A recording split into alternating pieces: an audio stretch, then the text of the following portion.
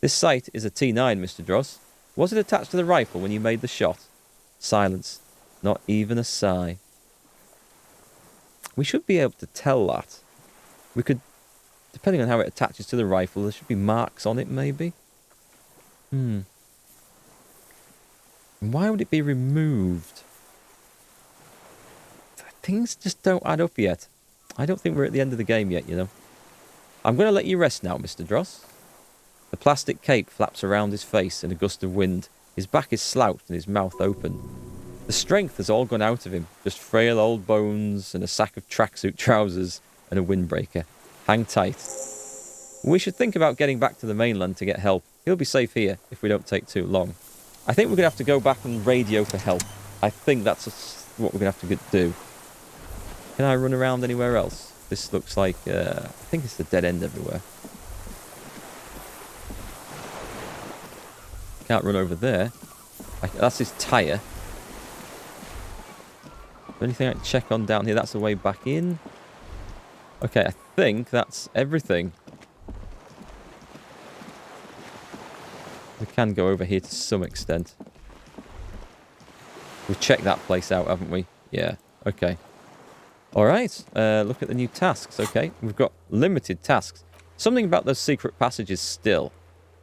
And the return. Use the boat to return to the mainland. I'm not convinced this is all over yet. I'm really not convinced. There's so many questions still to answer.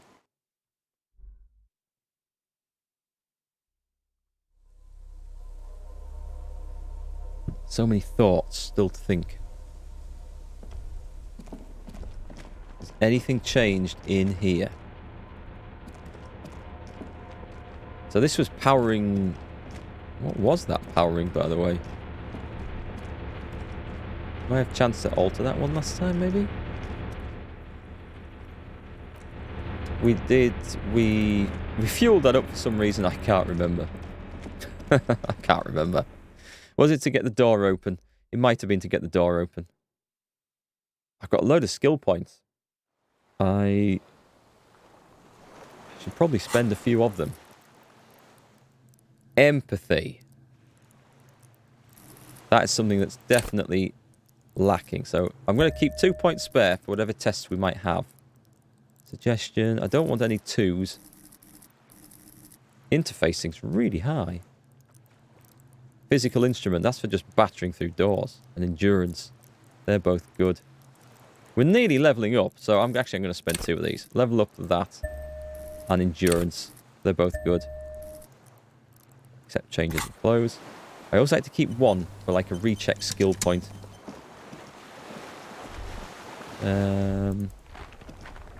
Nothing there. Cindy. We haven't done much with Cindy. There's answers to be gained there yet. She is a strange character. Let's return to the mainland. I hope this is just going to play through quickly. We're done here, he says, adjusting his glasses. He looks out over the water. The skiff rocks gently under your weight as you get in. The ride back is uneventful and quiet. But for the sound of conversation on the water, there is someone inland waiting for you. 2 men and a woman stand on the concrete square of a nameless village, looking at a small yellow boat as it draws closer. The sea is calm. You reach the jetty and climb out of the skiff. I've got a gun in my hand here. I met it for the guy on the beach. Clearly didn't need it. Okay, so who's waiting for me over here then? You're quite the tide brought in. Ah. It's my old partner, I think. Says the man without sunglasses. Suddenly his expression changes and he tilts his head. I want to call you a teapot, but I'm honestly kind of impressed. No idea where you got all that gear, but there's no doubt in my mind that some bad people are looking for it. Maybe he's the Puta Madre man. Also, you look like a fucking idiot. Don't dispute that for a moment. Whatever this is, it is completely unimportant compared to what you've just seen. This is the man with sunglasses from the Whirling in Rags. But where are his sunglasses? Wait, you're the man with sunglasses. Yes, we know who we've... Well, I've worked out who he is. That's right. And you're some kind of murder machine. The armor? No one else seems bothered by it. Oh, really? They don't seem bothered by it? That's because you're a cop in an exoskeleton. I found it to be quite useful, actually. Yeah, I'm a cop in a goddamned exoskeleton. Actually, are you? Are you still a cop? There's so much disco going on. It's hard to tell. This guy's accent. Vic, calm down. She seems a level-headed one. He seems like an asshole. And who's the guy in the suit over there? This is the bearded guy. Police outfits, look. Who's this? Okay, who are you people? Hello, I'm Trent Heidelstein. I believe we've met on several occasions. See the guy who stood outside the building saying how he was interested in the architecture of the old factory or whatever. I'm your goddamn partner, Jean-Vic Mar, and this is your special task force, or what's left of it. He says, gesturing towards his companions. Special Consultant Trent Heidelstein, Patrol Officer Judith Minot. Okay. Hi. Very quiet little hi. We have come to scrape what's left of you off the pavement. As you can see, I don't need scraping off anything, and I have a gun, but only one bullet. Lieutenant Kimki Soragi, Precinct 57. We've just come from the island where our investigation led us. We might need your help with something later. He adds, suddenly regaining his confidence. As if he recalled that he is in fact a decorated police lieutenant and not a naughty boy. But this is clearly a departmental matter, so I'm going to leave you to discuss it among yourselves. You've got to have my back, Kim. Let's destroy them. Way to feed me to the wolves. It's good to meet you, Lieutenant Kitsuragi. She says warmly, flashing Kim the tiniest of smiles.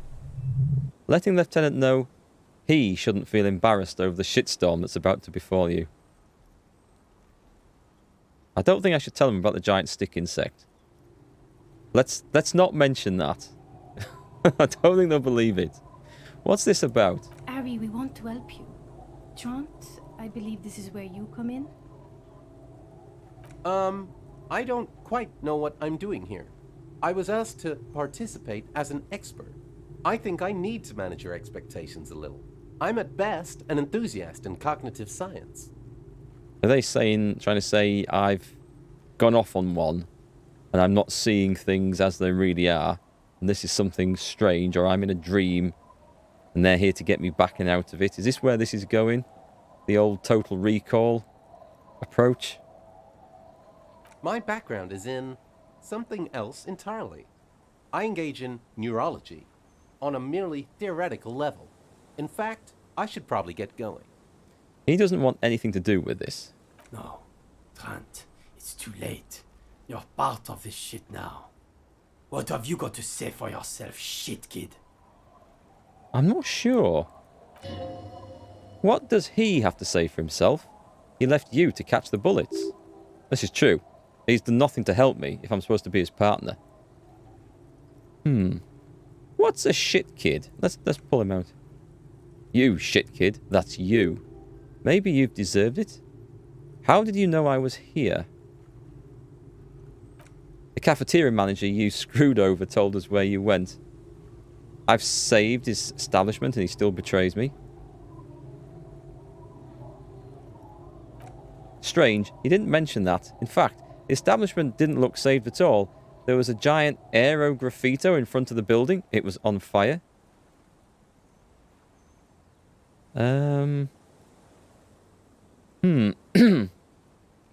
Yes, I did lit it on fire. It wasn't for a poetic gesture particularly. I knew it. Didn't I tell you, Trant? I told you it was our shit kid. The line is from Lou Jevtun's Moreover 82, isn't it? About girl-child communism, the titular returning character. The ghostly apparition of... He looks around and, noticing the impatience of his companion, stops himself. Good choice, Harry. I don't know what's going on here. Oh, level up as well. We might need that. When did I save the game? Okay. He is correct. It was the Ceres poet, Lou Jevtun, who in the 50s of the last century composed a... Don't encourage him, Trant. Okay. You aren't the man in sunglasses at all. You're not even blonde. Guilty as charged. He exchanges a look with a special consultant. I heard you'd lost your mind and your memory. I wanted to see if it was true. And it was. Good work, Harry. You're insane now. There's one less person for me and everyone else to rely on. He was too sarcastic for you to realise who he was.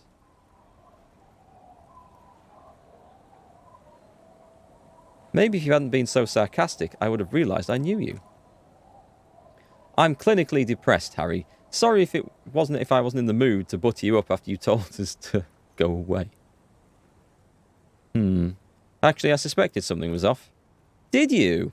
He adjusts his tie, or did you literally not recognise my face?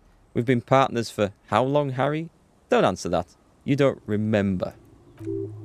Absolutely no idea. 100 years? You never told me you're not the horse-faced woman. Lieutenant, she says with a heavy sigh, my name is not horse-faced woman. It's Judith. I'm going to say Judith because I don't know how to pronounce it. Judith? Judith Minot. I was assigned to your unit 2 months ago. I thought we were friends. Patrol Officer Minot, glad to make the acquaintance. Let's put the past behind us. Right, sir. Her tone is suddenly very cold. Is that not the right... Oh, I don't know what I'm doing with this. I feel like I'm digging myself a hole that I can't get out of. So Trant Heidelstein turns out to be Special Consultant Trant Heidelstein? Yes, I'm Trant Heidelstein. I never said I wasn't Trant Heidelstein. Wait, what was up with the kid then? Michael? Michael's my son. Oh yeah? What was up with all that interesting history? Spying on me? No, I was just interested in the Feld building and the Martinez beachhead, and Michael wanted to see Martinez. It was a coincidence. So, what are you special consulting here? What indeed? He looks at the dilapidated shacks and you. I was asked to share my take on some of the more obscure theories developed in Königstein in the 30s, like partial psychotraumatic amnesia, group personality theory. He's here to see if you're insane. He's smart. Let's move on. You mentioned a task force. Yeah, Major Crimes Unit under Lieutenants Dubois and Vacamere. Ring any bells? Refresh my memory. Who else is in this? Refresh your memory? It's a goddamn Major Crimes Unit. There's you, me, Jude, Trant, Heidelstein, and Guillaume Beve. He stares at you. I'm technically just a civilian advisor, says Trant. Screw you. You're part of this shit show. Yeah, first, who's Guillaume Beve? Guillaume. Oh, that's an interesting story, actually. He's not smiling. Guillaume Beve is a police reporter who joined our team. He was really good. Then he left because he lost faith in your ability to lead the unit. Other people have left too. Good, smart people. People we won't get back. Only me and this really patient patrol officer are still here. And Trant, because I'm forcing him to stay. Okay, so what does the unit do? Do? It's a major crimes unit. We clear the desk of cases so Precinct 41 doesn't look like the worst station in town. We're shit tier now, Harry, because of you. The 41st isn't... He trails off, not wishing to finish the sentence. Where have you been all this time? There was a mercenary tribunal. God damn it, Harry. He shifts his weight, crosses his arms and looks you in the eye. You told us to F off. You said we're cramping your style. You're detective god. Screw everything. All will burn. Detect or die. Wait, so you let me face a squad of trained killers alone just to teach me a lesson? It wasn't like that. Screw you, Harry. We didn't know there was going to be a tribunal, did we? Why didn't you detect or die then? Oh, you think it was cool, you saying that? Aesthetic somehow? You were crying when we got here, breaking things. You said we were going into the abyss. Did they turn up when I was in my drunken stupor before the game actually started? None of us wanted to see the abyss, so we left, he sighs, like you told us to. None of this is ringing any bells. It's true, none of it is. I don't want to say that because I sound like I'm going to be... make myself look... Oh, let's do it. Duped? Hey, here's a brilliant idea. Don't be a morbid drunk and you won't be duped so easily. Gardener, scab leader, this, turned to the lieutenant. Tell me at least you are who you say you were. Yes, I'm still Kim Kitsuragi, still a lieutenant from Precinct 57. Still caught up in this crossfire too. None of this is ringing any bells. The bells aren't ringing because you have brain damage. Trant, he turns to the blonde. This is where you come in. How bad is it? Well, he doesn't have visible tremors. He talks without slurring. He can drive a boat. He's standing, reasoning. All good signs. But complete retrograde amnesia, episodic and semantic. Meaning you forgot both who you are and the definitions of money, isola, pale, and so on. As displayed in the station call, our interactions with him, and I don't want to be a snitch, he makes air quotes, but also mine with him before when Harry did not seem to know who I was. It's all very interesting. Interesting? Yes, interesting. I have my theories, but I'd like to hear Harry's thoughts first. Harry, he turns to you. What do you think happened to you? Neurologically?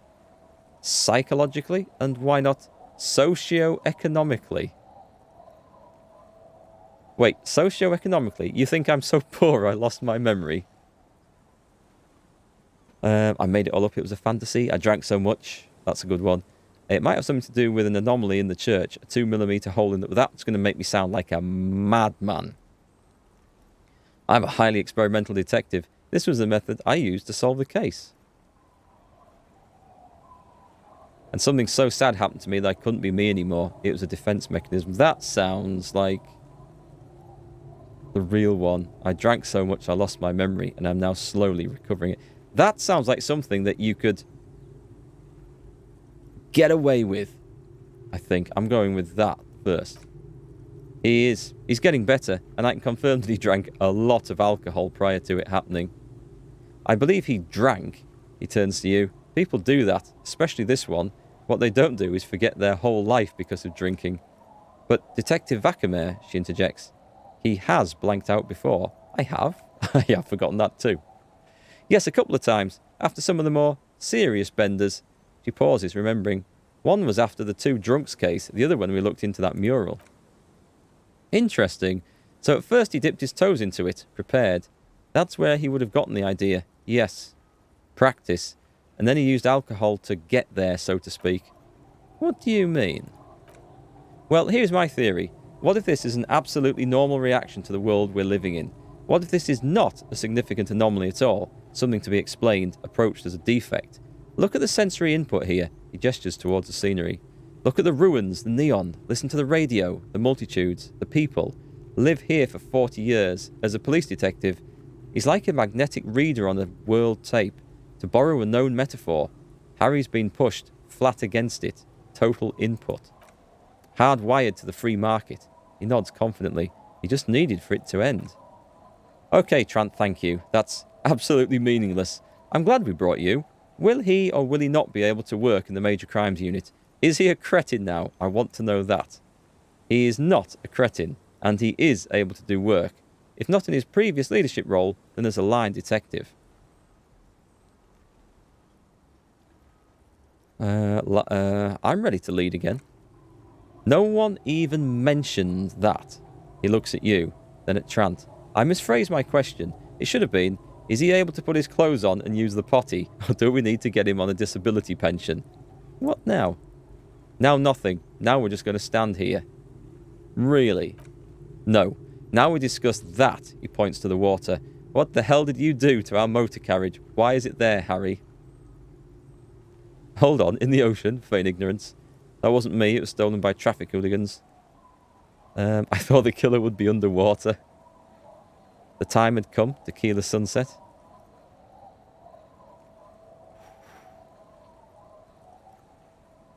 I don't want to make myself out to be psychotic. Tequila Sunset is like, I think I'm going to kill myself. I'm just going to say I drove it into the ocean when I was drunk. Let's blame the alcohol. So refreshing. He just admits it. Thank you for your honesty. Thank you for destroying 45,000 real of police property that's coming out of everyone's payslip. It doesn't matter. He exhales to calm his breathing. Your badge, Harry. Show me your badge. I got my badge right here. He squints at it suspiciously. trying to ascertain if it's not a blue candy wrapper or a piece of vinyl. Finally, he nods, unimpressed. Okay, and your gun? My gun is right here. Show him the Villiers 9mm. I'm not going to present the rifle. Ooh, he has it. I thought it was in the ocean.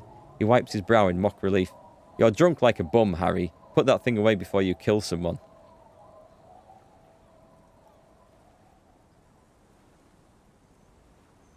I quit drinking forever. It's only me in this boring hellhole now.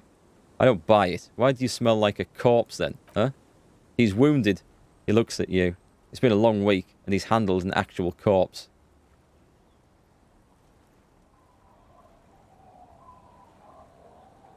None of this matters. My odour situation? It's meaningless compared to what I've discovered.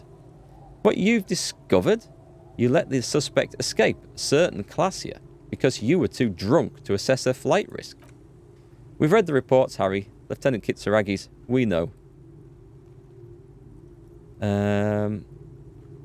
Not taking her in was the right thing to do. She gave a vital clue that led us to the island. Okay, I got duped there. She pulled one on me. Yes, I let her go, an act of mercy.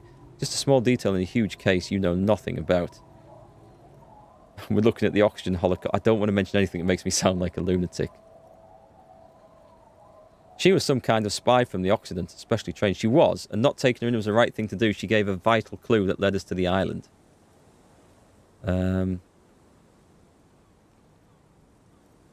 Yeah, let's go with that. And she was some kind of spy.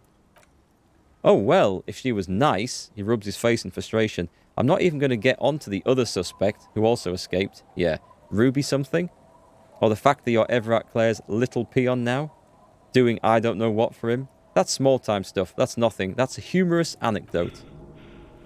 Gotta watch that health. Compared to the 8 people who were gunned down, the streets are literally red with blood, Harry. It was mass murder. He did everything he could, Lieutenant interrupts him. We did everything we could. The company hired unvetted mercenaries. Lieutenant Dubois got between them and the locals. He did so at considerable risk to his person. Remember, he was shot. We stopped an execution, not a negotiation.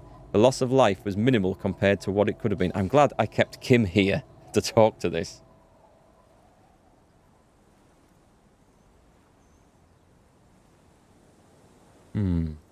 Yeah, it was a massacre. We got wiped. Where the hell were you? That's a good point. Don't make this harder for yourself, he says in a lowered voice. No, we've got to stand up for ourselves. Thank you for the input, Lieutenant Kitsuragi. I didn't mean to suggest you didn't handle the situation. He brushes a stray strand of hair out of his eye and coughs. You spent the week with him on this case. What is your take? On the case? On Lieutenant Ephrata Dubois. Well, a cold gust of wind. He pulls up his collar. The drinking, the lost gun, also losing his badge. That's all true. And he's been drinking on the job. The man sighs deeply. Yes, okay, I did have a couple. Then there's the superstardom. He likes to, from time to time, allude to being a superstar law official. At first I thought it was a joke, but no, I'm not so sure. He says disco about 20 times a day. It's just strange, especially in light of his political views. Detective Dubois is, as you may know, a true blue moralist, a man of the centre, not prone to political outbursts, which is commendable, but also at odds with his behaviour. Odder still, he is also an ultra-liberal hustler who is always, he pinches the root of his nose, on the grind. How he reconciles these 2 points of view, I do not know, but he is vocal about both of them. Some strange choices I have made throughout the game, I think. And then there's the motor carriage in the sea and the constant smoking everywhere, all the time.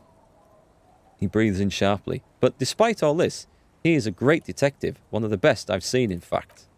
He can talk human beings into telling him everything, and he doesn't stop. In all the time I've spent with him, he has not once stopped pursuing leads. However far-fetched and tangential, he is tireless, madly driven. Well, except that one time when he stopped to sing karaoke, which, by the way, I have to disagree with you, Mr. Vacamere, was a valiant effort. He really sang his heart out. Okay, he did something. Other than that one time, he has tirelessly worked on the case, and he solved it. We have a confession, a murder weapon, and the perpetrator, locked on the island right now, awaiting transportation. He apprehended a revolutionary brigade. Brigade or brigand? I'm not sure what's... It wasn't a brigade, because a brigade is like a large military unit or organisation of units, who stayed hidden for 50 years.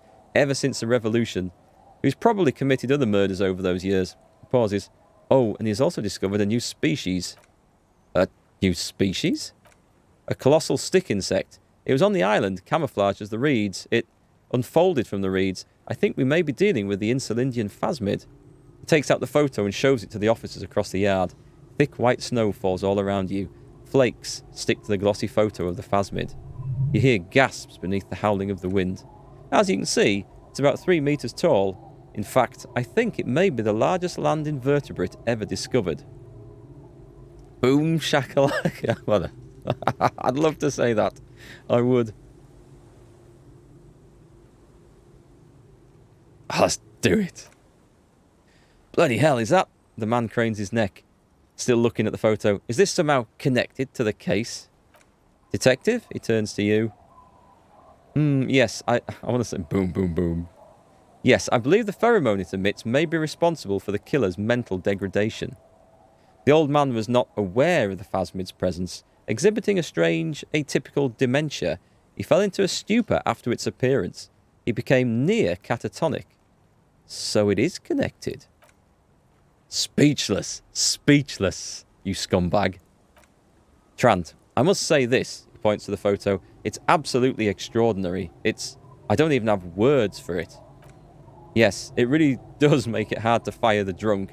His tired eyes follow the photo as the lieutenant puts it away. This is a very, very sad man who has just seen something that's made him forget his sadness. Who's he talking about? Jean Vickemer? Huh. Now you make your case. Now is the time. Now or never. I also started a nightclub in the church. The phasmid was female. The reeds are its nest. The killer... We have a strong motive for him. The previous head of the Debardeurs Union was assassinated by our killer. He didn't confess to that. There was also a dead man on the boardwalk, a missing person I found. I also looked into the mystery of the doomed commercial area. I confiscated drugs from Kuno's dad. Can I say all of these? Well, let's do the phasmid one, because we're going to start... Or maybe I get one. If I only have one, I've got to make a good case. So let's go for the strong motive for him. I didn't think this was a strong enough motive, personally, as the story went, but let's go with that. Lilianovic? The special consultant raises an eyebrow. A revolutionary matronym. A revolutionary matronym? The custom started in Grad, where they have patronyms. Krasovic, Larsovic, etc. The revolutionaries saw this as a chauvinist atavism, so they used matronyms, derived from the mother's name, instead. This man's mother was Lillian. He's Lillian's son, Lilianovic. The custom was overturned after the revolution failed, but not before it made it to Revachol. So it is what a soldier of the ICM would be called.